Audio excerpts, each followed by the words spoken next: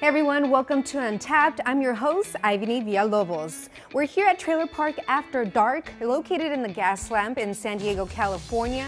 Now join us as we untap the extraordinary and unique, as we'll be exploring lifestyle trends and also get you in the know. Now from the interesting to eccentric, we'll cover it all here on Untapped.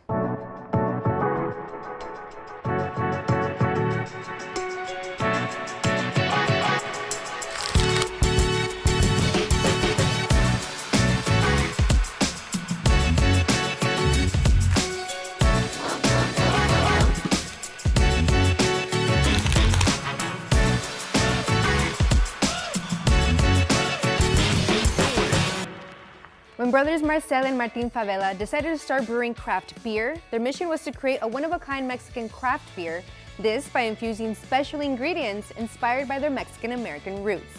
Now with two locations, one in San Diego and the other in Los Angeles, Border X is bringing craft beer and culture together.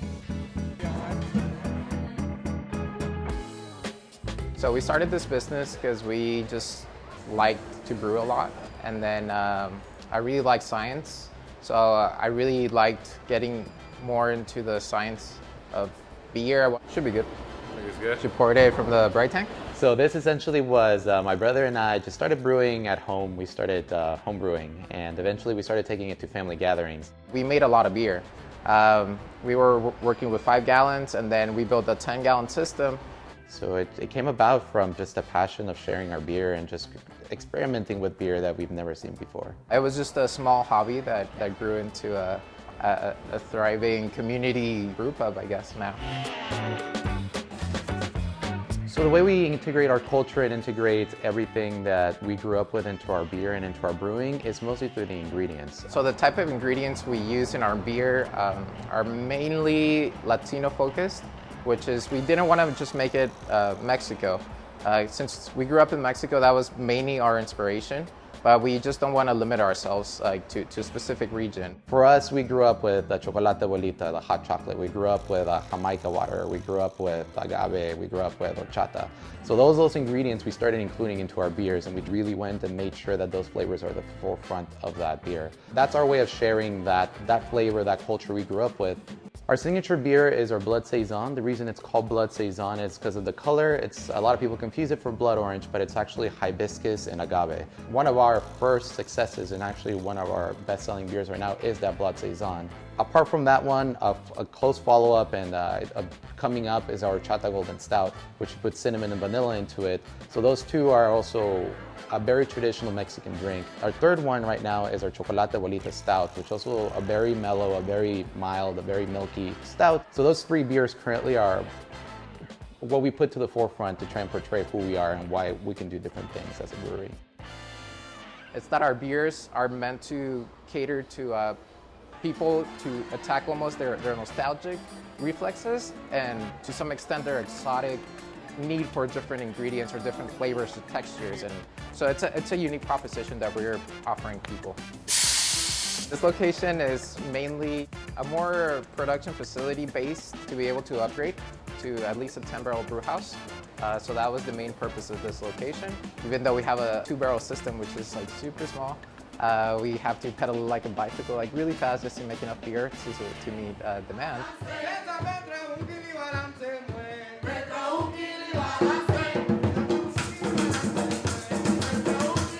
Created an atmosphere in our tasting room that's very centralized into our culture as well. So we share a lot of the local artists from here in Barrio Logan in San Diego.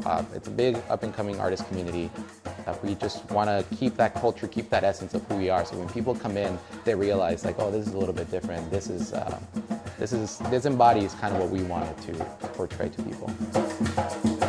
So we're always trying to do new and exciting things when it comes to beer. We're always trying to give that little Latin, Hispanic twist to all of our beers, but we really want to specialize in those beers that just have more of a unique flavor to them. And come enjoy our culture.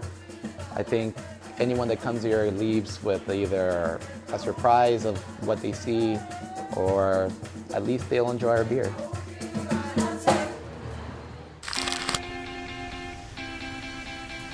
Hi, my name's Charles Cole, the founder of Viewpoint Brewing, and today we will be talking about what is craft beer. So please follow me into the brewery and we'll get into it. Craft being about manual dexterity and artistic ability, at Viewpoint, we're able to actually put our hands on every single valve and every single lever in this establishment. We really take pride in checking gravities, checking temperatures, making sure that our product throughout the whole brewing process comes out tasting as delicious the first time as the second batch, the third batch, and the fourth. And in doing so, we learn constantly about how to make better products. And the pursuit of making great beer may never be achieved, but it is something always to strive for, and here we take that very seriously. At Viewpoint Brewing, we're able to be really creative with the products that we make because we work on such a small batch scale that we're able to do fun things like add fruits to our beers, do collaborations with other breweries, collaborate with other restaurants and chefs so that we can get more out of our ingredients. And to that note, the best ingredients we can use are of the highest quality. And lucky for us, we have great resources to get those ingredients. I'm Charles Cole, and I'd like to thank you for joining us here at Viewpoint Brewing. I would like to encourage you to drink craft beer, not just here in San Diego and at Viewpoint, but all over the United States. Cheers. When we come back, learn how this latest trend is taking over date night and swing your way into Zen mode.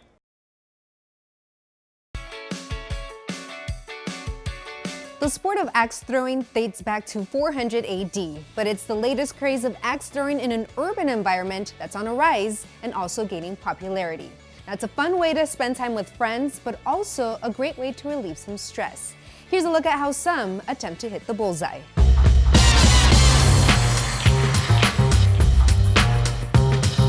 There's something really cool the first time you throw and it sticks in the board. There's just some like rush that comes over and you're like, all right, this is pretty cool. Once you experience that, you kind of get it. Bad axe throwing, something that started up in Canada, and then it trickled its way down here. We're not just recreational axe throwing, we're actually affiliated with the World Axe Throwing League. So we will be throwing axes here. I want to go over a couple safety things. You get to come in, you get to learn some games, we teach you how to throw, we throw parties. It's kind of fun for anyone that walks by and comes in. Mostly it's the sound that they hear that makes them very curious as to what is going on, and honestly all it takes is them just seeing some throwing and people laughing and having fun, and them immediately wanting to do it. It's a great thing to do to get out of the house that's not going to drink or going to get something to eat. And there's a spirit of competition also. You're doing something, you're playing a game, and you're cheering each other on. So it's not like I'm trying to beat you. I'm trying to help you get better, and I'm gonna be excited when you smoke me and we get down to the last point and you smack that kill shot and I missed, and I'm gonna be like, ah! When I'm getting ready to throw, what goes through my mind is breathing and calm. So I'm trying to center myself, make sure my breath is in time and not in hyper fight or flight mode, and then, you know, try and stick it in the board. This is a workout in itself. If you have never thrown before or done anything, you're using muscles that you've probably never used before. That was the case for me when I first started. I woke up the next day like, what's going on here? And I was like, wow, that was actually pretty good workout. This is the Cold Steel Axe Gang, and it comes about 20 inches long. Your throw and your axe is as unique as you are as an individual. We can get in here and look at blade profile, which is one of the bigger things, is that this axe is very thin towards the front of the blade, and this axe is a lot thicker. So it's gonna take more effort for this to penetrate the wood deeper. We always say as hard as you throw, as hard as it may bounce back, you honestly don't have to throw these axes really hard. They do all the work for you if you get the right sweet spot and your technique down. Bad Axe Throwing has an Instagram where they upload awesome trick shots. The sport was viral out of the gate. People really like to show themselves in a joyous moment, and when you smack a bullseye or stick an axe, it's a joyous moment. I've seen one where someone threw it underhand and then threw their hat on it, which was really cool. It takes a lot of practice. I think it's fun because it's more therapeutic than people might think it is. You come in, you don't know what kind of anger or frustration you had for the rest of the week. I get a high off of seeing people leaving here happy and just loving life after it. So if you got some stress or you just want to have some fun, I think this is an awesome thing to try to take care of those.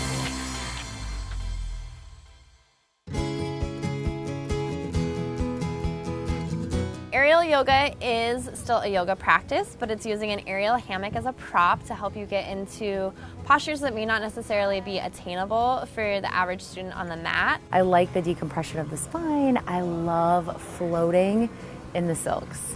There's not a better feeling. I love how you really let gravity take hold of you. You really release all the tension that you have and you release it and surrender it to gravity. Arms extend straight back behind you.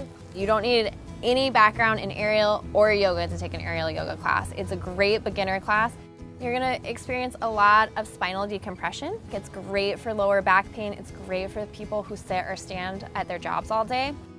I think watching people's faces when they do something that they straight up thought that they could never do. I really love sharing that with people and just watching people feel good and feel strong and feel proud and feel empowered. They're a pocket-sized international phenomenon that appeal to the kid in all of us. And find out how Comic-Con is making a pop in San Diego, coming up next on Untapped.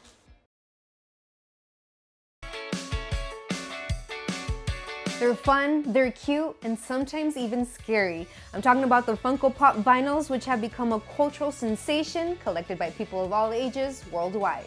Now, the hardcore collectors, known as the Funatics, gather every year at Comic-Con for the latest pop exclusives. And of course, lots of fun. Funko Pops is a vinyl toy made by the company Funko. Pretty much anything you can think of, Star Wars, any Disney property, Funko does these figures. They're called Pop Vinyls, and they pretty much make every character you can think of. I have probably close to about 600 of them. My Pop Price Guide value on them is probably, I'm close to about $55,000 on my collection. The Simpsons are my favorite set. As far as my most expensive pop, it's actually Notorious B.I.G. Metallic from San Diego Comic-Con, and that one's probably about $2,500 right now. It goes back to the nostalgia portion of it. So when you look around, I mean, you look at Captain America, you know, Willy Wonka, the Green Lantern, Dumbo. I mean, that just brings you to a place when you were that kid or that TV show, and you just feel that happiness inside.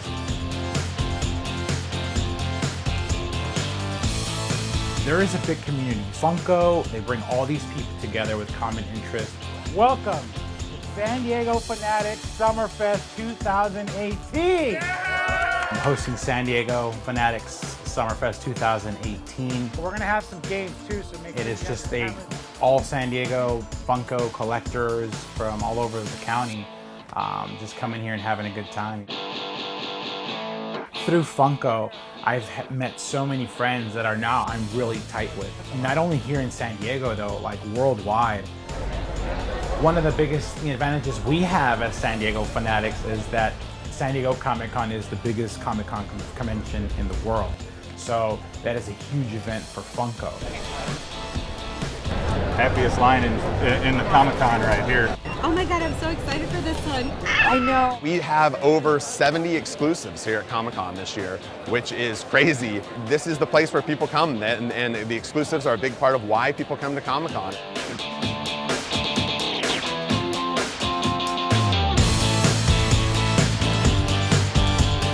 And we throw a party every year here at Comic-Con where we have a couple thousand fans just having a great time, being together. You know, they get some free stuff from us.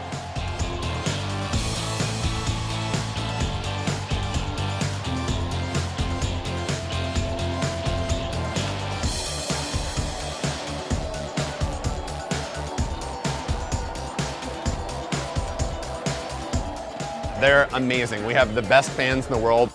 And I'm so appreciative for Funko, you know, putting out this product and bringing this community all together, and like all these friendships and stuff that I've made, and it's amazing. It's a good feeling.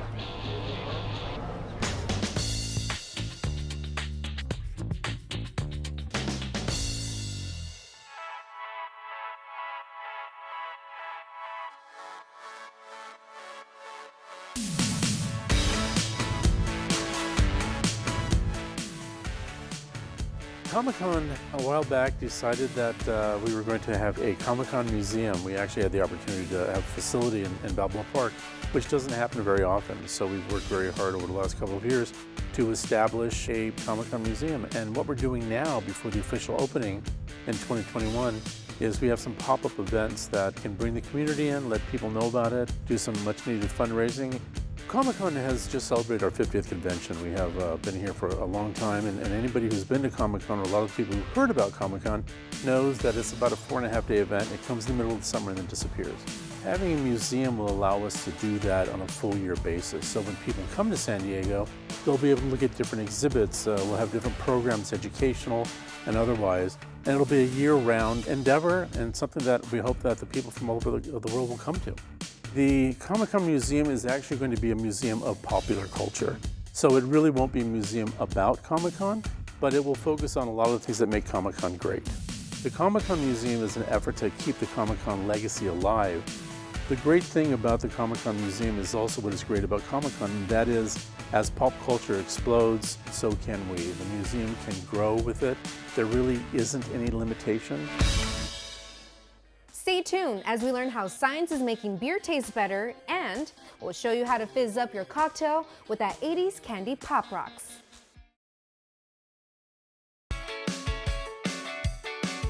There are plenty of ingredients that go into making great tasting craft beer.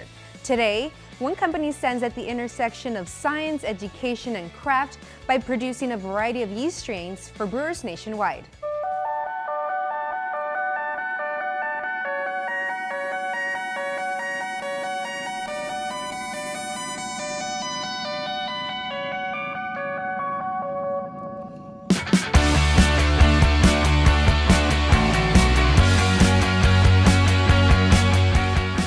White Labs is a company that makes yeast for brewers. We basically do liquid cultures, we grow them here in-house, and we service the beer, winemaking, and distilling industry.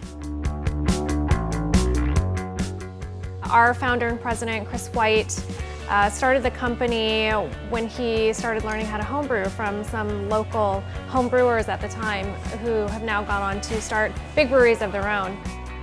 And the company really started with a focus on homebrewing just because that was where the interest was, doing the brewing at home and really seeing the need for a better product that any consumer could buy. From there it grew to local breweries around the San Diego area because they had heard about this new liquid yeast that was out there for homebrewers, so they really wanted it too. And you know, that's really just grown and developed over the years.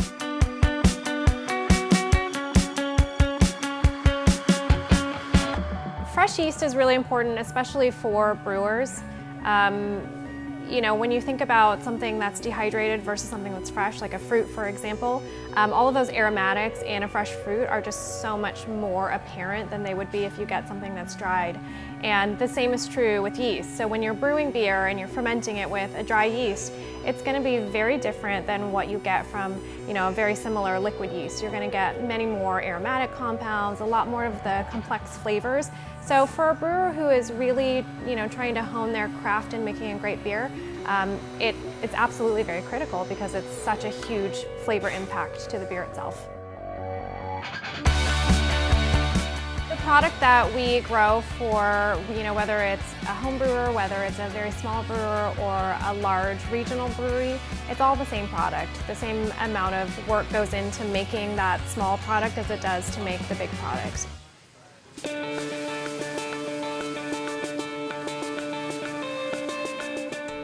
When you talk about brew houses, we have a pretty nice one. It's a fairly large size brewery, it's 25 hectoliters. The big difference with us is that the majority of the wort that we brew on our brew house doesn't go to make beer. It goes to make basically food to grow our yeast. When we opened this facility, we really wanted to include a tasting room because we wanted to give people that yeast experience. And really the only way that we could figure out how to do that was by making beer with it.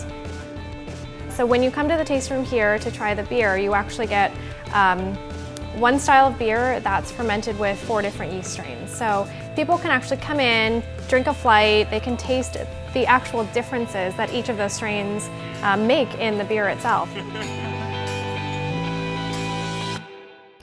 So we're back at Trailer Park After Dark, and I'm with one of the coolest bartenders in San Diego, Joe Sanchez. Thank you for joining us. All right, so there's a variety of trailers in this area. This place is super eye candy. The trailers have themes. Can you explain? Well, we have 3 trailers. One has a 60s theme, one has a 70s theme, and the other has an 80s. The 70s has kind of your grandma's living room, the 80s, the Nintendo. The Nintendo room. And you can obviously rent games also. You told me that earlier, right? Yep, not even a rental price. All you have to do is just give us our ID and we give you a whole box of games. Oh, that's super cool. So with the trailers, there's also a lot of unique drinks on the menu. Let's talk about the Romantic Explosion. Oh yes, the Romantic Explosion.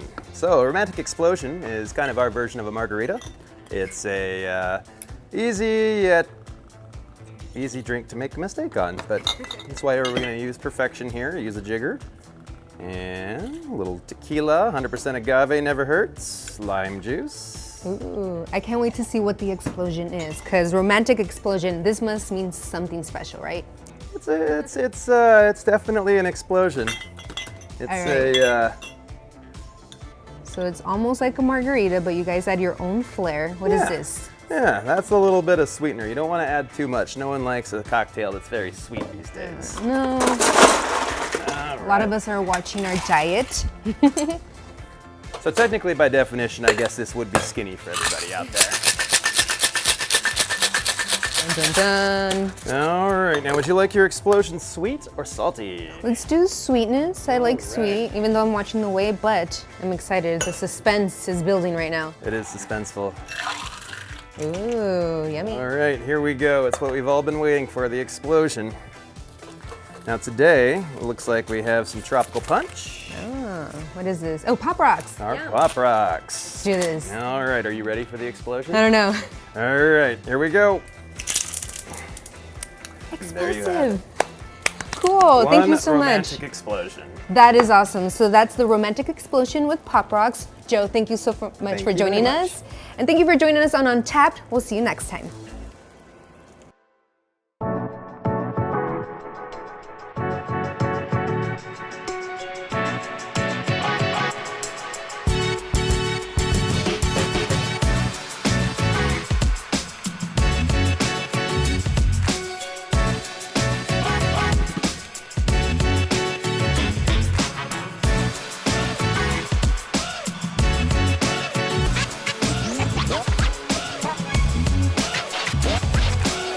Follow us on Instagram at Life Untapped for all the latest craze and lifestyle trends.